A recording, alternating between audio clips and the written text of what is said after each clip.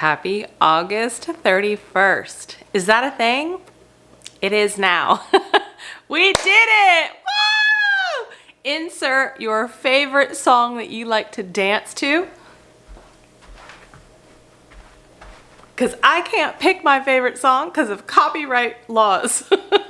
So you think of yours and just party. We did it. We made it through.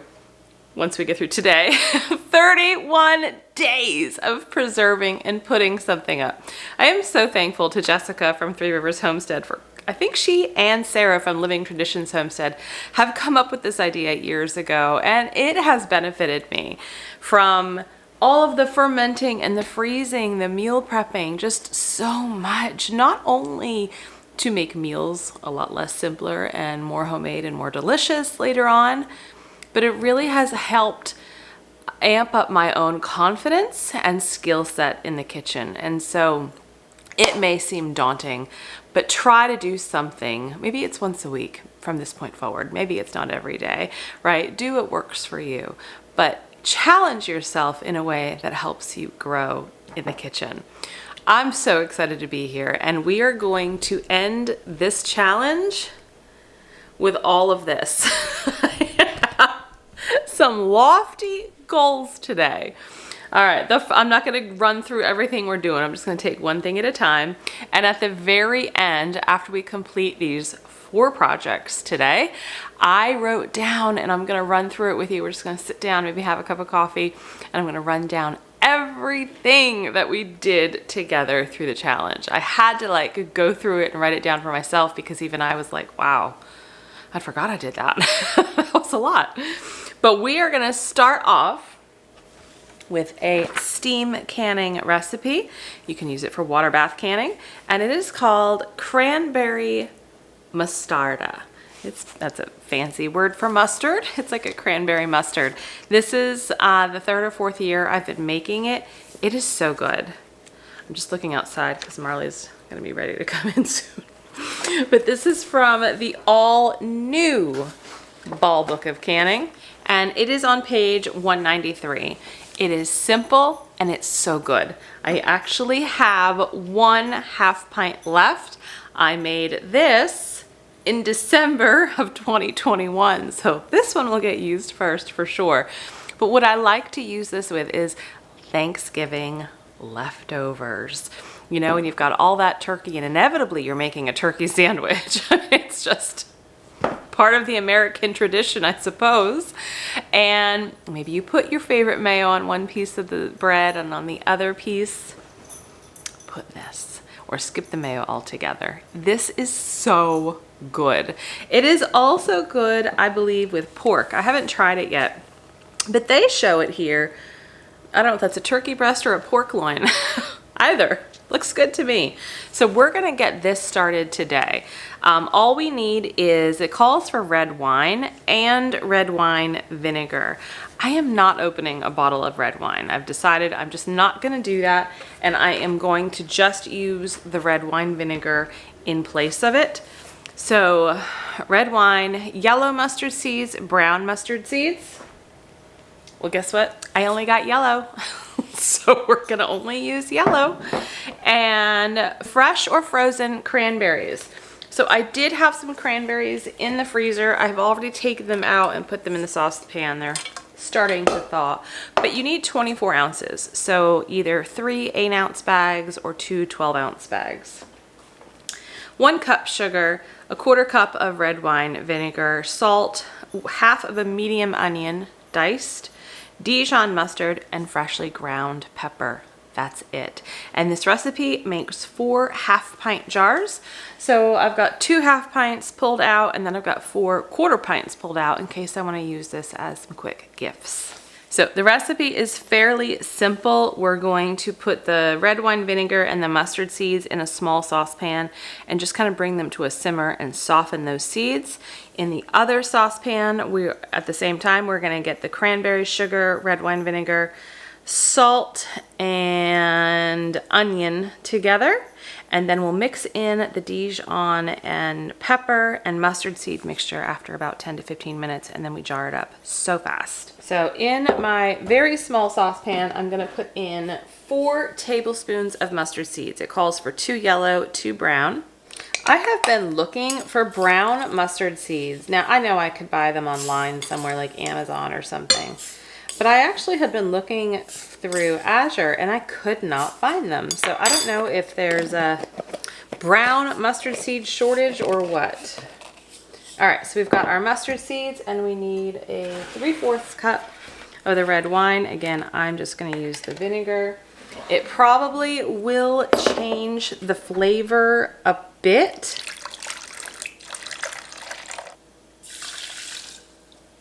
And we're gonna let this simmer over a medium-high heat and then let it stand for 10 minutes. We're just softening up those seeds.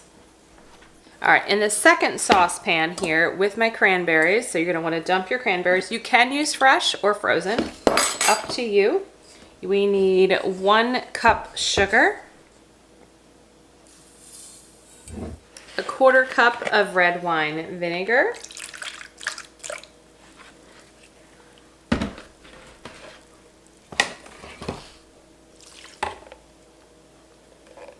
2 teaspoons salt, Redmond real salt, of course,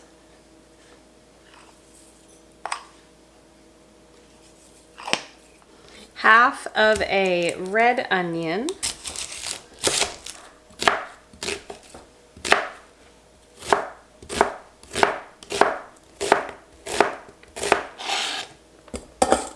and then we're gonna get this on the stove and bring this to a boil.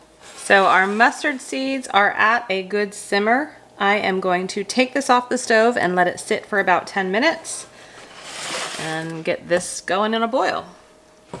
Smells so good. The onion with the sweetness of the cranberries and probably the sugar and the red, I mean all of it, the red wine vinegar. Oh my gosh, it just smells amazing while it's boiling here. So we're kind of at our low boil point, but I really need to see a lot of these cranberries break, these skins break. So I'm going to just lower the heat to a medium high and cook this for about 10 minutes. And then at that point, we'll add in our black pepper, Dijon, and our softened mustard seeds.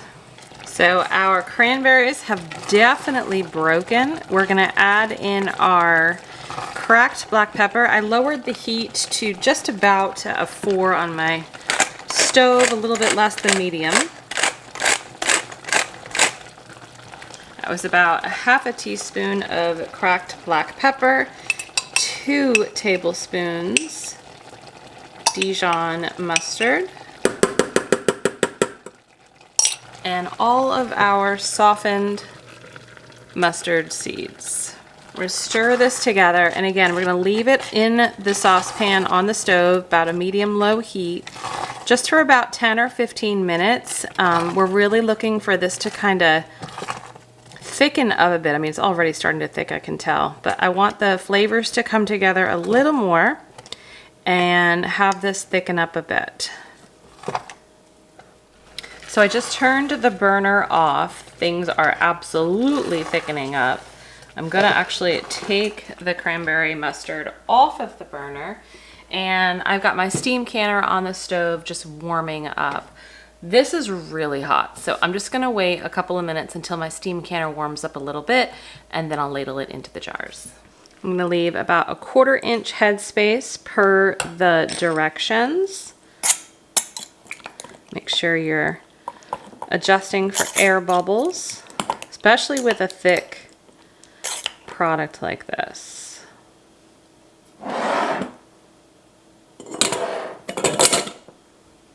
This just makes me want to have Thanksgiving, like now. It smells so good. It's so pretty. It immediately just reminds me of fall.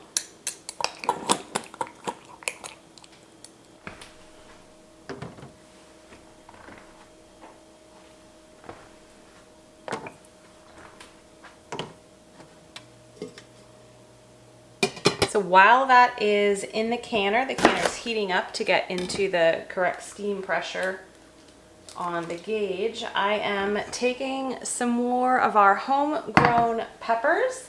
I've got 2 bells as well as, I think I had 6 of those Edgevarsky from Baker Creek. Now, I am going to be doing the same thing I did this past weekend, which is basically slicing them, putting them in some vacuum seal bags and freezing them.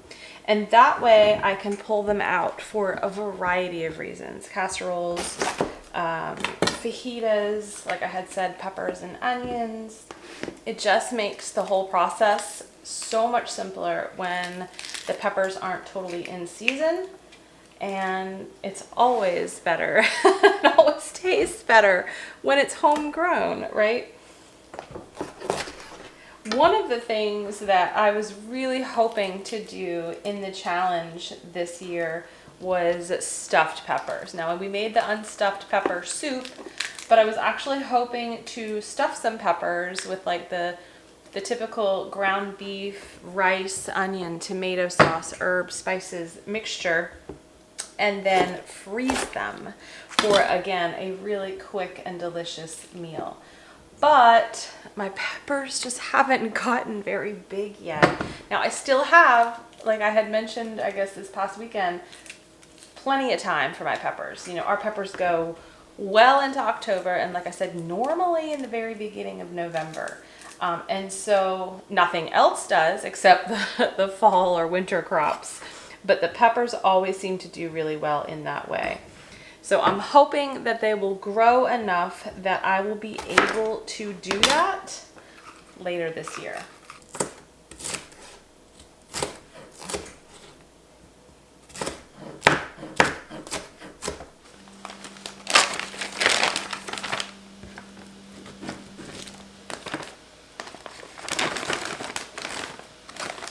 Two more bags get to go in the freezer. Now, a couple of things. Normally when I'm freezing something, I will freeze it on a cookie sheet first, right? So that not everything is clumping together as one big frozen mass. I don't do that with the peppers. A couple of reasons. Number one, I'm not taking out just a few pepper slices at a time. I'm taking the whole bag. Number two, something like peppers with high water content, when you do that, you risk getting all of that crystallization around your peppers, which then goes into your food. If you think about it with the tomatoes, when you pull frozen tomatoes out, there is a lot of ice crystals, ice chunks, because there's just a lot of water content. So with the peppers, just in the vacuum bag and in the freezer. It is time for the third project of the day, and it is going to involve our good old friend, the cucumber. If you've been following along on the challenge, you know that I have been inundated with cucumbers this year. Not complaining. It's been really great. For our family though, and by the way, I only had 2 plants, literally two plants. Yeah, I had to think about that again. And then my husband had 2 also. So 4 cucumber plants has given us all of these wonderful products. I have not made relish because I still have 6 pints of relish from last year. We don't go through it that fast. And I did freeze dry some just the other day. I have made plenty of pickles. I have probably 24 canned pickles in our pantry between the sweet heat that we did this month, as well as just some regular dill spears and slices. So that I already got. I mean, we don't need more than 24 pints of pickles. And now I have a lot of fermented pickles already done. But it wouldn't be the Every Bit Counts challenge here at the Happy Homestead if we didn't do one more batch of fermented pickles. So that's what we're gonna do today. We're gonna get these all used up. I saved 3 cucumbers, the bigger ones, left in our refrigerator to use for fresh eating and for some meals. But I am gonna go big today. Go big or go home. We're gonna use half-gallon jars. I've got 2 of them here, and we're gonna actually ferment these in 2 half-gallon jars. So, you know, kind of like the old-timey stores where you had the big crocks of pickles and they just dipped and got one out for you and you bought a pickle back in, well, I wasn't necessarily alive, but I think this was like in the 40s, 50s, 60s maybe. We're gonna make these big jars of pickles.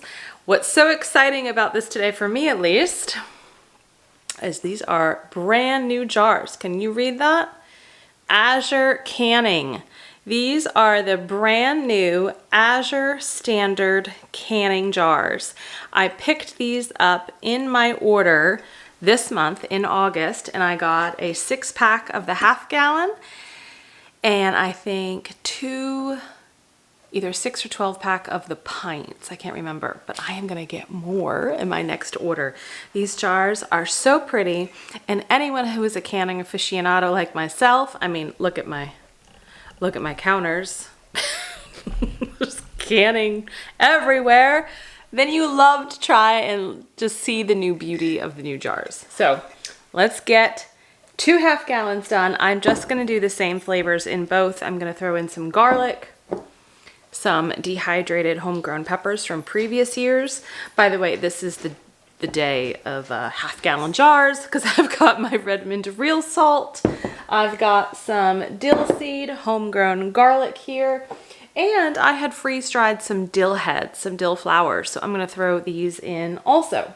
I've got filtered water. I'm actually gonna start there. I put it here in my Vitamix. Since I'm doing 2 half-gallon jars, I thought it would probably be as useful to just mix the entire saltwater brine in here. I do about 2 to 2.5 tablespoons per quart of water. This is just under 2 quarts of water. I'm gonna put in 3 tablespoons of Redmond real salt.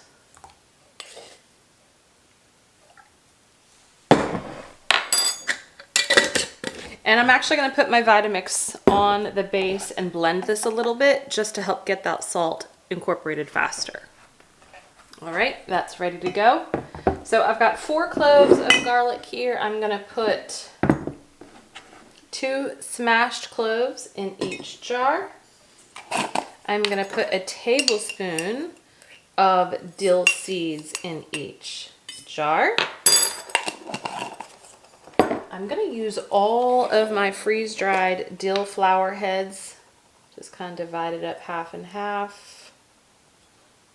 And then for our little kick, some homegrown peppers. Now there's a variety in here. There's actually some habaneros, jalapenos, some of the Thai chilies. I'm just gonna pick probably 2 of whatever's here at the top and throw 2 in. A red one and a green one. Towards the end of each year with the growing season with my peppers, I am always dehydrating some. These are all dehydrated because I didn't have my freeze dryer in previous years, and they hold up very well. I will use these whenever I need to replenish our crushed red pepper, right? Just put these in a food processor or a blender, making sure your canister is very dry, and blending it up, and then you have your crushed red pepper. Or you can do things like this and rehydrate these to do all sorts of things. But having some dehydrated peppers on hand all year round is a staple in this kitchen. So I have peppers of varying sizes, widths. Some of them are just perfect, like this one, to be entirely whole as it is. So I'm just gonna take the ones that I know I can just put in whole and start there. And then there's some of these thicker ones that I will probably cut in half. But sometimes if you can pick your pepper, or did I say peppers? If you can pick your cucumbers on a smaller scale like this, they are perfect for pickling. Even these larger ones, I'm just gonna leave them as is. It's really the thickness when I decide whether or not I'm going to slice in half. These have all been washed, making sure there's No obvious dirt and debris. All right, we've got our 2.5 gallons filled. They're already just so pretty like that. I'm gonna pour in my saltwater brine.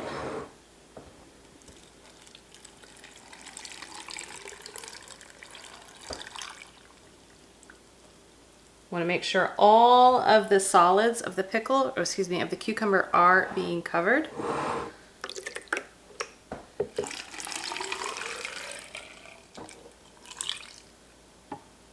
Because I added a little more water, I'm just going to add a pinch of salt. I'm actually going to just do it in both. Make sure I've got the perfect ratio for the flavor we're looking for. And I'm going to use my airlock fermentation lids. Now, I'm not putting a weight on right now. I probably will in a couple of days.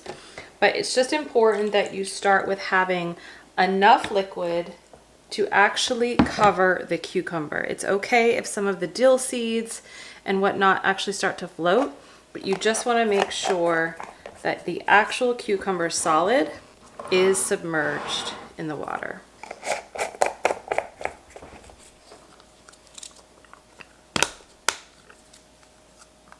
And 2 gorgeous 1/2 gallons of fermented pickles. These will ferment for about a week, and then I'll put a regular lid on here, and they will go in our refrigerator in the garage for long-term storage. These will last, I would say, up to 6 to 8 months. I mean, really, fermentation products or fermented products don't necessarily go bad. They just ferment longer. The fermentation process doesn't stop. It just slows down when it's in that colder temperature, but it doesn't stop. So the longer they sit, the more of that tang they're gonna have. 4th and final project for this year's challenge, and this is a first for the entire year, let alone the challenge. We have some beautiful eggplant from the garden.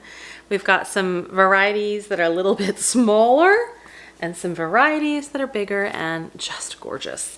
Eggplant is one of my favorite things, but only really as eggplant parm. I have tried to think about other ways, and there are other ways, right? We actually sauteed some of these really smaller ones with some zucchini and squash just the other night at dinner, and it was good, but it was a little bitter. I didn't really salt them first and get some of that liquid out that contributes to that bitterness. I have made baba ganoush before. Nobody else in my family really enjoys it, and I'm just kind of, take it or leave it. So eggplant parm is where it's at in our family.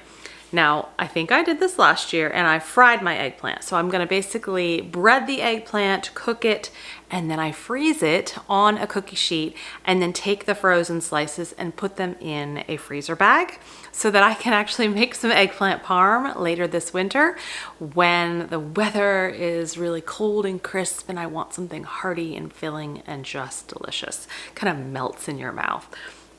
But I'm not gonna fry them this year. It's a mess.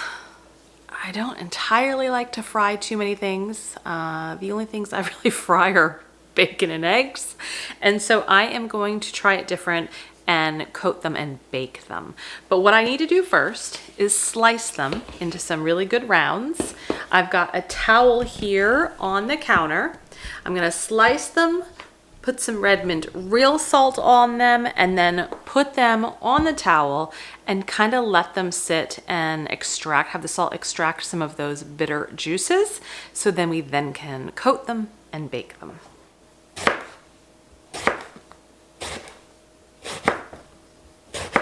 So I'm gonna repeat this process with more towels on the counter until my colander is empty.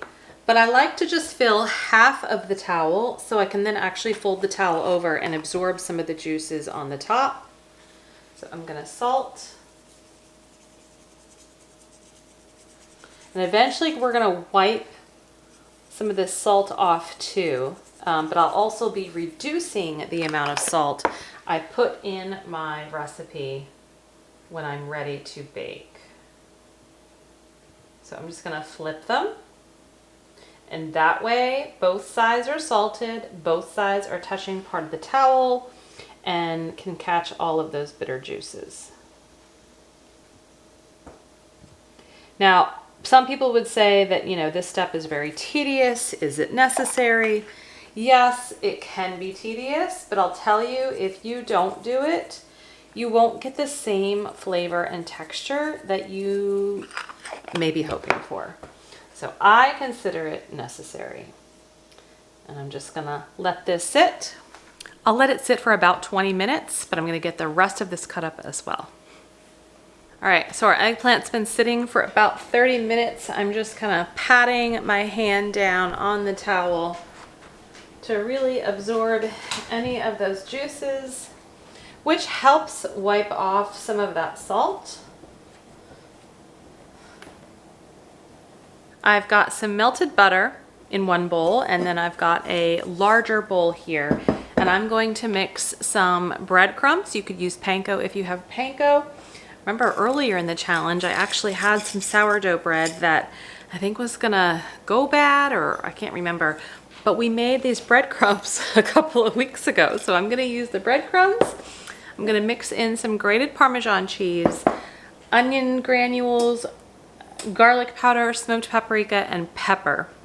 And so I'm gonna be dipping the eggplant slices in the butter, and then I'm gonna put them in the oven's preheated to 400. And then I'm gonna put them in the big bowl and cover them with my spices and really try to coat every piece. I've got 2 cookie sheets over there on the stove. They're lined with parchment paper. We're gonna then put our coated eggplant slices on the parchment paper, bake for 15 minutes, and then flip and bake for about another 6 or 7 minutes, and they'll be good. So I am not using any specific ratios here, but I'm gonna estimate with the amount of eggplant I have, I didn't actually pull these up yet, then I'm going to do about a cup of breadcrumbs, maybe a cup and a half.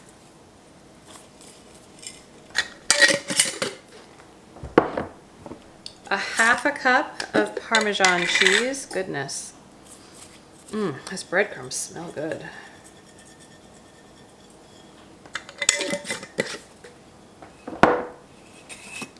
Garlic powder,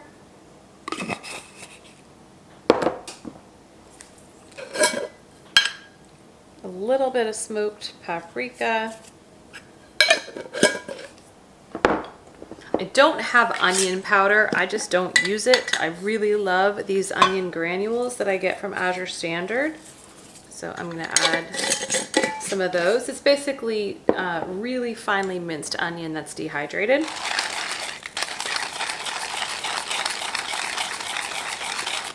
And pepper. I'm not adding any salt, right? Because we've already salted our eggplant, and I don't need to add any more. So I'm just gonna start taking some pieces and putting it in the butter. This does not have to be a very lengthy process. You can do this fairly fast.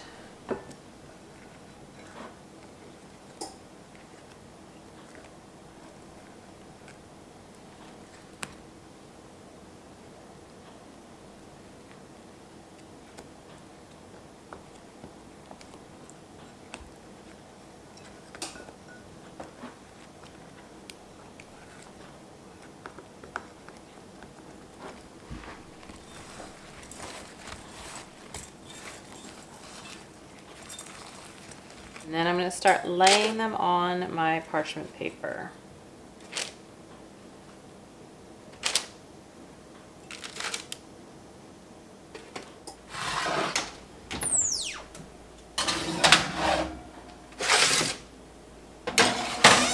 The eggplant is done. It looks and smells so good. I'm going to let these pans fully cool, and then I will put them in the freezer. Once everything is frozen, I'll just throw all of these discs into a freezer safe bag, and this will probably make 1 eggplant parmesan, both of these pans, but at least it's 1 meal that we'll get to enjoy this winter. And if you were noticing and observant enough to see that some of those smaller rings were gone, it is because I ate them for lunch as soon as they came out of the oven. I just started taking those really small ones because who wants to bother with those small ones? It was so good. It's time to recap everything we've done over the last 31 days. I have to take a big breath because it was a lot. I took the first piece of paper I could find last night, and then my daughter cut a hole out of it. But I was able to write around it and write down everything that we've accomplished over the last 31 days. I brought my tapache out. I was going to put it in a glass, and then I thought, I'm the only one that drinks it, so I'm going to drink it right from the jar. But I'm just going to go through in no particular order what we did. I'm going to categorize it by freezing, canning, freeze drying, dehydrating, fermenting, some cheese making, and then miscellaneous. Let's start with freezing. And by the way, Marley's out here with me, so you may see him walking around. Okay, let's start with freezing. The very first day, because I did write it in order the way I saw it, is we froze some blueberries and blackberries right here from the backyard. We got 4 pizza dough, 3 pie dough, peaches, sliced zucchini and squash. We froze 3 homemade squash breads, a gallon of ice cream, a half gallon, 2 different iterations, sliced peppers, pesto. That was a debacle. Remember that one? 2 pans of zucchini brownies, and that might be it. That was it for freezing. So all of that. Oh, no. And 2 lasagnas. Remember that? Marley ate the noodles. So yeah, that was a lot for the freezer. Cheese making. We did 2 ricottas and 1 half gallon of the mozzarella balls, which, by the way, I've already gone through half of those and they are so good. Okay, canning. I canned 16 quarts of homegrown green beans, peach salsa, raspberry jam, sweet heat pickles. There were 6 pints of those, 7 quarts of marinara, 4 quarts of tomato juice, chicken corn chowder, sausage bean soup, chicken stock, stuffed pepper soup, steak Diane. And then what did we do today? The cranberry mustarda. That was all the canning. Okay, freeze drying. Parsley, bay leaves, rosemary, calendula, sage, chives, sliced cucumber, diced cucumber, elderberries, sliced potatoes. I think that's it. Yep. And then dehydration. We did fruit leather. Remember we did that with the applesauce? It seems like ages ago. I'd forgotten all about it till I wrote this down. But we did the fruit leather. We dehydrated some elderberries, and we also freeze-dried some elderberries. We did the breadcrumbs, which I actually used today. And then fermenting, we did pickles, carrots, salsa, and tapache. Okay, and then miscellaneous. We did the calendula lotion, which I am using every day now. The elderberry syrup, the pasta sheets, which one of the lasagnas got those. And then I actually did 3 trays of pumpkin cinnamon rolls. You saw me do 2, but the next day I did 1 more. And then we also froze the eggplant today. Obviously I hadn't written that down yet. I'm tired just thinking about it. I'm gonna take a drink. So, I just want to say a sincere thank you, because this was fun for me. This is a creative outlet for me. I find that when I don't have that creative outlet in my life, I'm constantly like jumping from one thing to another to try to fulfill that cup for me. And I just want to thank you for joining me on the journey here this month, because this does fuel me. It fills my creative cup. I love sharing this journey with you because really, ultimately, I just want to inspire you. I'm inspired by so many things and people around me in my everyday life, and I just hope to always do that for someone else. So thank you for joining me. I hope you'll stick with me because the channel is not over. There is still so much to do. Because you know what I didn't do? What I didn't do this month was the bread challenge. And I was supposed to redo July's bread challenge. So I'm going to be doing a lot of bread coming up very soon. July, August, and September. All in September. Plus, I really want to start doing more what's for dinner videos and kind of show you what we're making for dinner with a lot of the things that we have. So I do hope you'll stick around. And from the bottom of my heart, thank you for all your comments, your likes, your suggestions, your ideas, just sharing what you've been doing. It all does mean a lot to me, and I try to acknowledge and or respond to as many of the messages as I get, so thank you. I hope you have a wonderful Labor Day weekend if you're here in the United States. Enjoy this time. I'm excited to not have to film every day, but I will go back to a regular schedule come September. Stay healthy, stay well. Bye-bye.